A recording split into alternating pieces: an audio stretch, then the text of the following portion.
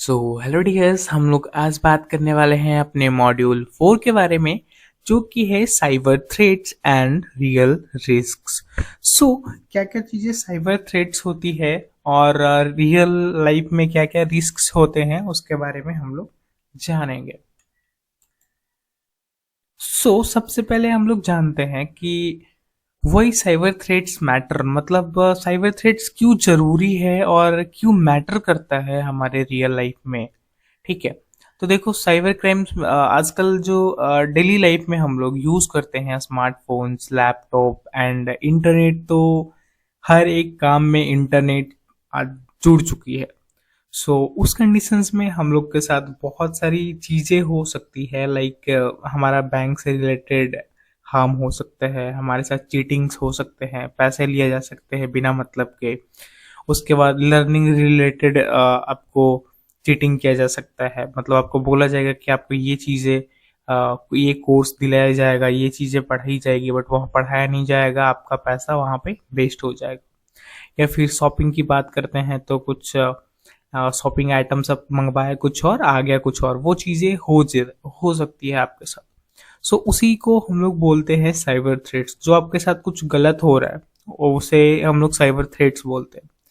Like cyber threat से क्या हो सकता है, ये चीजें देखते हैं कि हमारा डाटा है वो चोरी हो सकता है, हमारा डिवाइस कंप्रोमाइज हो सकता है और हमारा प्राइवेसी जो है वो रिवील हो सकता है। अब बात करते हैं ना, कुछ common types of cyber threats है जो कि डेली लाइफ में बहुत ज़्यादा चलती है। तो सबसे पहली बात करते हैं हम लोग फिशिंग के बारे में। फिशिंग मतलब देखो मछली पकड़ना होता है, अगर नॉर्मल हम लोग लैंग्वेज में समझते हैं तो वो फिशिंग एफ से स्टार्ट होती है, लेकिन ये फिशिंग PH से स्टार्ट हो रही है।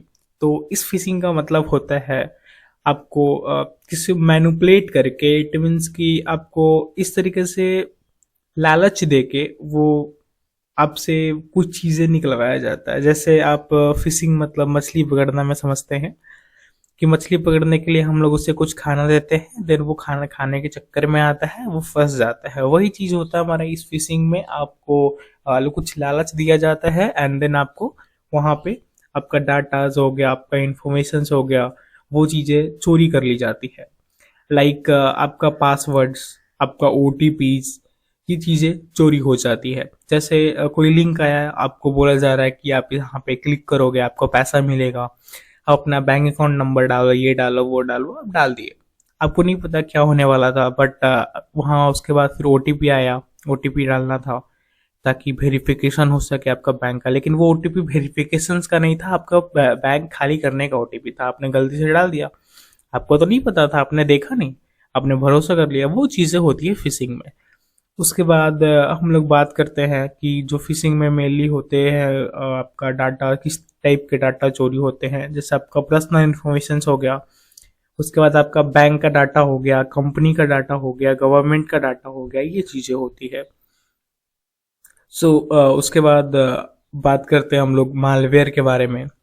मालवेयर ना एक सॉफ्टवेयर होता है, मलिशियस सॉफ्टवेयर।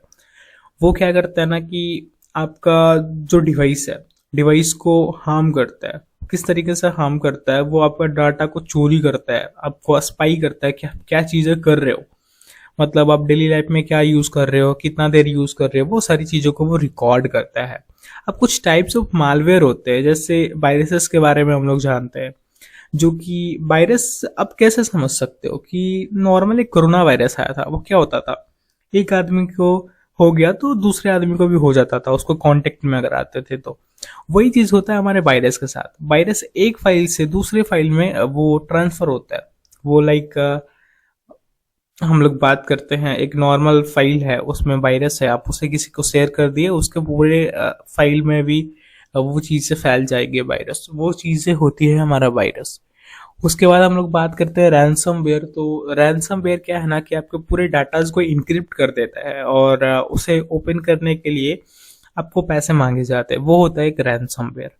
उसके बाद हम लोग बात करते हैं ट्रोजन्स के बारे में। तो ट्रोजन्स देखो एक रियल सॉफ्टवेयर की तरह दिखता है, लाइक नॉर्मल सॉफ्टवेयर हम लोग यूज करते हैं, क्रैक वर्जन्स लाइक होता है वो, उसमें आपको नॉर्मल ही रहता है, आपको कुछ पता नहीं चलेगा वो क्या चीजें है, लेकिन वो आपका डाटा चोरी करता है। इट मीन्स कि अब मान लेते हैं एक नॉर्मल सा गेम है, उसमें आपको कॉन्टेक्ट परमिशंस, मतलब लॉग परमिशंस एंड आपका जो लोकेशंस है वो चीजें मांगी जा रही है।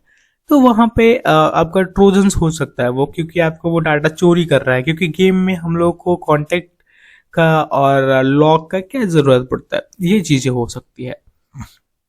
उसके बाद बात करते हैं की लॉगर्स की। तो की लॉगर्स क्या होता है कि आपका एक प्रोग्राम टाइप का होता है जो आपके सॉफ्टवेयर की तरह होता है, जो आपके लैपटॉप में या फिर कंप्यूटर में, फोन में वो चीजें इंस्टॉल होती है। अब वो क्या करता है कि आप कोई भी बटन प्रेस करते हो, कुछ भी लिखते हो, जैसे आप पासवर्ड डाल रहे हो तो पासवर्ड टाइप कर रहे हो कीबोर्ड के थ्रू, तो वो रिकॉर्ड हो जाता है एंड उसे पता लग जाता है हैकर्स को कि वो क्या चीजें आपके पास है और आप क्या चीजें कहाँ लॉग इन कर रहे हो, उसका पासवर्ड क्या है।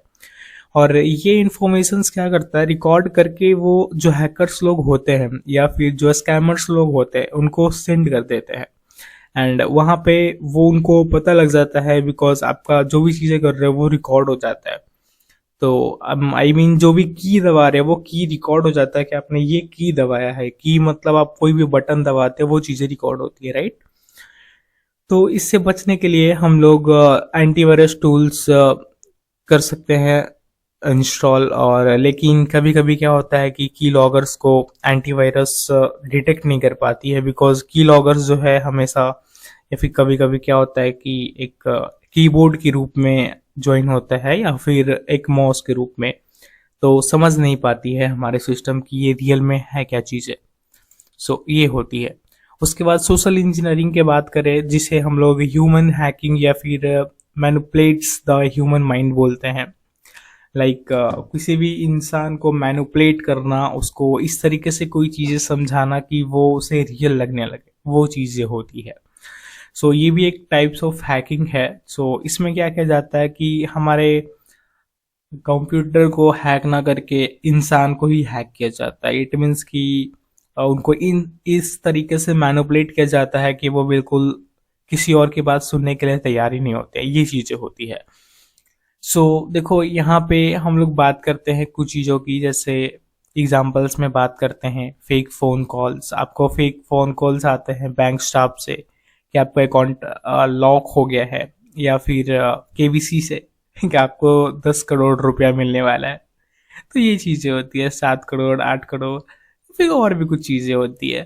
तो वो चीज़ें कॉल जो होती है वो एक सोशल इंजीनियरिंग का पार्ट होता है। और हम लोग बात करते हैं like OTP scam, password and UPI pin पूछा जाता है आपसे। लाइक आपके पास कोई मैसेज आता है, कोई एरर आ जाता है, तो फिर वहाँ पे आपसे वो चीज़ें पूछी जाती है कि आपको ये चीज़ें, अपना OTP बताइए, अपना पासवर्ड बताइए, अपना UPI पिन बताइए।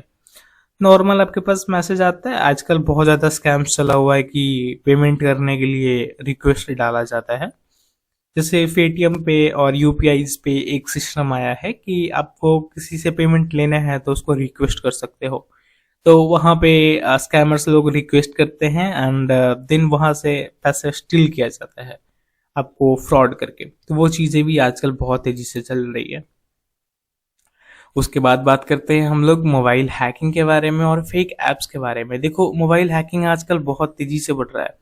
लाइक हम लोग बात करते हैं कि fake apps on Google play store और शेयर्ड वाया लिंक। देखो, fake apps on Google play store, देखो प्ले स्टोर पे कोई वायरस से रिलेटेड चीज़ें तो नहीं होती है, बट वहाँ पे एक चीज़ें किया जाता है कि आपको कोई एप्लीकेशंस है उसमें फेक परमिशंस लिया जाता है। मतलब उस परमिशंस का कोई ज़रूरत ही नहीं होता, लेकिन वो परमिशंस लिए जाते हैं।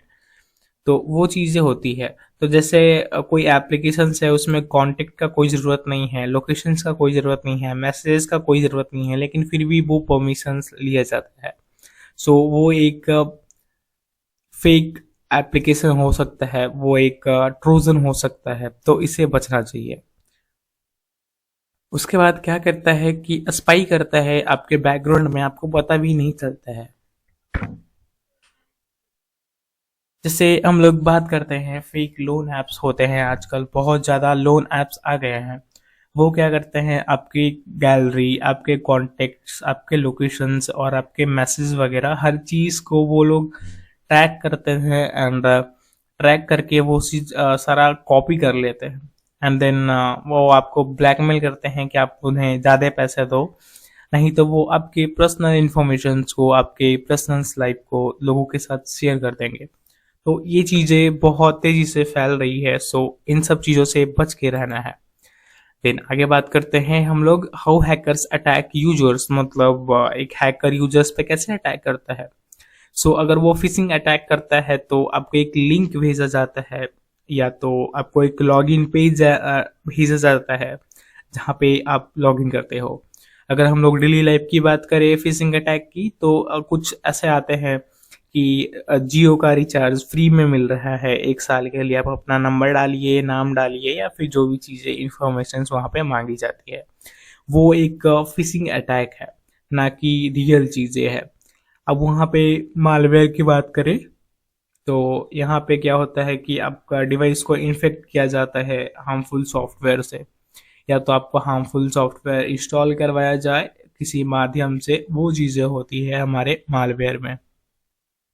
अगर हम लोग बात करें फेक कॉल्स की, तो आपको फेक कॉल्स आते हैं कि हम एक ऑफिशियल से बात कर रहे हैं, इट मीन्स कि हम लोग बैंक से बात कर रहे हैं, या फिर कहीं किसी और भी जगह से हम लोग बात कर रहे हैं, लेकिन वो रियल नहीं होते, वो फेक होते हैं। तो वो एक फेक कॉल का हमारा एग्जाम्पल्स हो जाता है। और किस तरीके से फेक कॉल की जाते हैं, लाइक आपको बोला जाएगा कि मैं SBI बैंक से बात कर रहा हूँ, आपका अकाउंट नंबर ये है और ये चीज़ें, आपका नाम ये है, वो चीज़ है उनको पहले से ही पता होती है, बिकॉज आपके साथ फिशिंग अटैक किया जाता है, वहाँ पे आपके डाटाज को चोरी किए जाते हैं। सो ये होता है हमारे फेक कॉल्स में।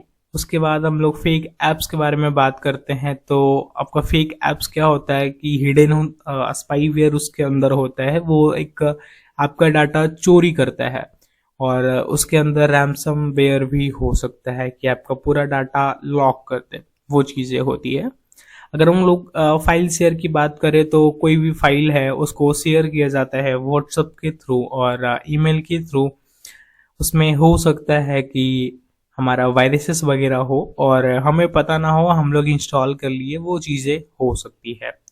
उसके बाद हम लोग बात करते हैं अपने नेक्स्ट टॉपिक की, जो है बेसिक प्रिवेंशन टेक्निक्स। सो हम लोग कैसे अपने आप को प्रिवेंट कर सकते हैं, ये बहुत ही जरूरी टॉपिक है। सबसे पहले तो हमें अभी अपना कभी भी OTPs और पासवर्ड किसी के साथ शेयर नहीं करना चाहिए। अगर कोई मांगे तो मना कर दो, भले वो दोस्त क्यों ना हो।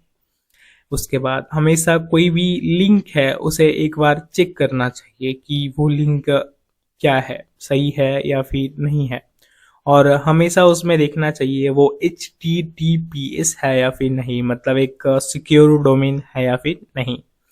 तो उसे भी आपको एक बार देखना चाहिए कि SSL सर्टिफिकेट्स रियली में काम कर रहा है या फिर नहीं।